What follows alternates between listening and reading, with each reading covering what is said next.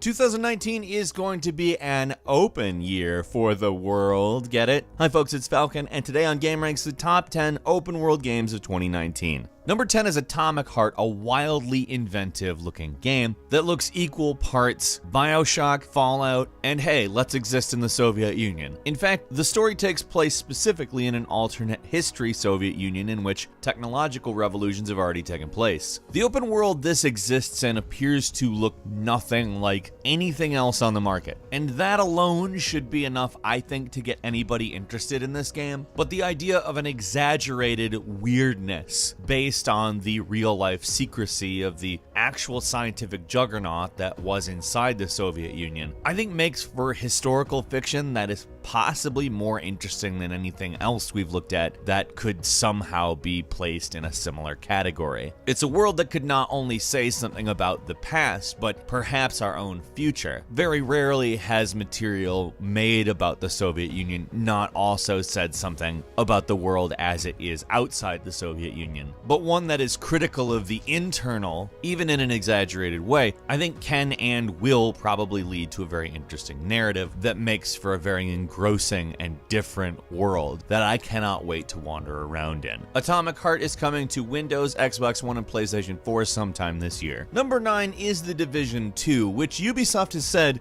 quote, "We've made the open world in Division 2 so alive." Now, I'm going to go ahead and say that's definitely marketing, but it's also a claim that when the game comes out, we can say is either true or false, and that's important. Ubisoft went on to say both enemy factions and the civilians will be out targeting different tactical locations, resources, acting on needs and goals. They really want to focus on making the open world feel kind of like a war zone rather than a place where you do objectives. Of course, that means a more unpredictable aspect to the way things work. And they said, running around the city is really interesting because you don't know what's going to happen around the next corner, and your actions helping the civilians in the world you'll see translate into them becoming more capable, but also their homes will become little fortresses. And I think that stuff sounds pretty cool. Honestly, if your actions actually have an effect on the world in this way, and the world just constantly seems to be happening around you like, you know, the world is, I think The Division 2 could really build on the original into something that we all actually care about a lot more. And that would be very good. Number 8 is Far Cry New Dawn, the first actual narrative sequel in the Far Cry universe, and a very interesting piece of work because, among other things, it is using a modified map of Hope County. Of course, it will be severely modified as it is post-nuclear apocalypse, which to me is quite an interesting prospect. We haven't really experienced the difference between pre- and post-nuclear apocalypse in the same location in any game. Fallout kinda gave us that a little with Fallout 4's intro, but I think this is along the lines of the Far Cry tradition. Using the same map for Far Cry Primal the way that they did, I think kind of translates to this, except for obviously this is going into the future. There's another thing they're doing in this game, which is expedition missions, which take place in different places in the country, meaning you're not going to be in Hope County the entire game, but it seems like these will probably play out as mini open worlds that you can go to and do other things, which I think sounds incredibly good. I am really enjoying that idea. Number 7 is Rage 2, which is very interesting on account the developers have said it's going to be a lot more open world than the original Rage, which is an open world game. It is, however, developed not like an open world game. It's a very linear game that doesn't really take advantage of the open world in the way that it could. I mean, in a lot of ways it is a quality game, but just never went far enough in any direction, I think. Which is funny because the open world in the game is primarily about traveling around. Avalanche is developing this sequel, so I think we all know exactly how that turns out. They're a very good developer when it comes to open world. They are phenomenal at building sandboxes and setting you free in them with lots of tools to cause havoc, and it looks very much like Rage 2 is going to be a lot like that. Number 6 is Days Gone, which actually looks to separate itself pretty significantly. It doesn't want to dizzy you with an absolute ton of side quests and activities, instead giving you gameplay loops and things that you can just engage in, but keeping the actual narrative basically on a single path. They've also given you a motorcycle, which they've promised is a big part of the game. And by that I mean you're going to have to take care of it. You're going to have to park it, hide it,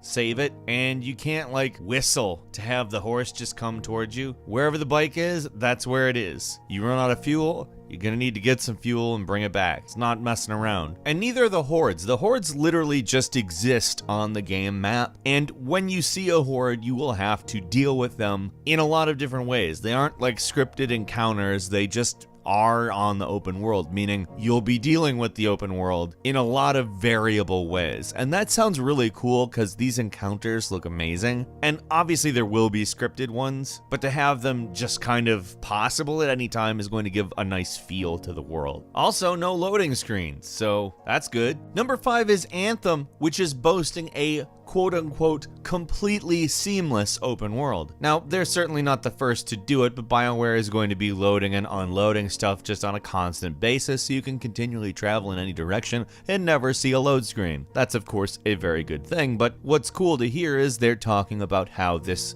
open world will gradually expand over time. Also, you'll see things like these storms they've talked about called Shaper Storms, which are supposedly world altering. So I have a feeling some of the stuff we've seen in, say, the Fortnite seasons that just utterly changes the world itself is something we might also be seeing in Anthem, albeit with a completely different style of gameplay. I think that's very cool. I have pretty high hopes for this, actually. I acknowledge it may be Electronic Arts, but I mean, if it's not, that would be great. Number 4 is Crackdown 3, which is actually coming out, which is astounding. However, the thing that we have to talk about is the open world. One of the big things this game has been touted for is the cloud destruction elements, which exist only in the multiplayer world. The single player world is about saving the city, and they thought, it might not be great to have the entire thing fully destructible. But keeping that in mind, when you're playing in multiplayer, it's a big world that you can destroy all of. And that's it. That's the full reason to buy the game. I'm sure the single player campaign is going to be great.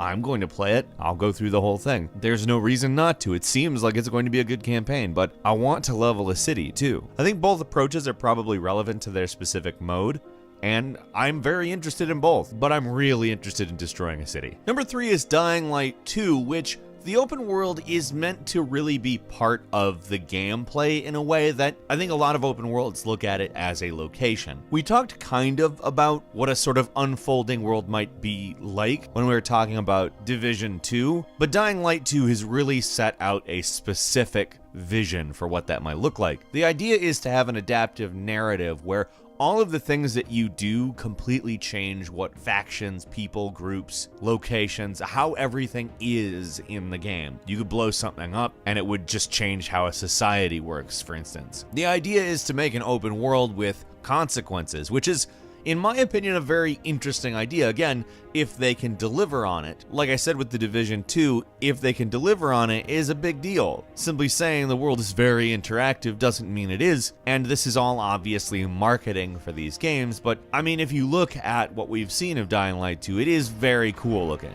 The first one's great, and what they've said of the second one sounds pretty good. Number 2 is The Outer Worlds, which Obsidian has been comparing to Knights of the Old Republic 2, and saying that technically it's not an open world game because there's 2 big planets. They both kind of exist in their own maps, but they technically work out like an open world, and if we're thinking about it, it's probably going to be a lot bigger, both of them, than a lot of traditional open world titles were as they were developing the genre. But it's interesting to see the kind of insight they're giving. They've also talked about how their intent is to make it very New Vegas style as far as exploration and interaction with the locals. This is honestly kind of my big game that I'm really looking forward to, so to see them kind of combine the aesthetics of BioShock and Fallout, put it in space, and talk about Knights of the Old Republic, they're kind of specifically like, hey, Falcon, this is something you want to play, isn't it? We know. And number 1 is, of course, Cyberpunk 2077, what looks to be the biggest open world game possibly at all, in terms of attention it will get. It may be the one that gets all of the attention forever, because they've taken a very condensed vertical approach to the open world. They're giving you as much as they can in the space that they are giving you, and that is very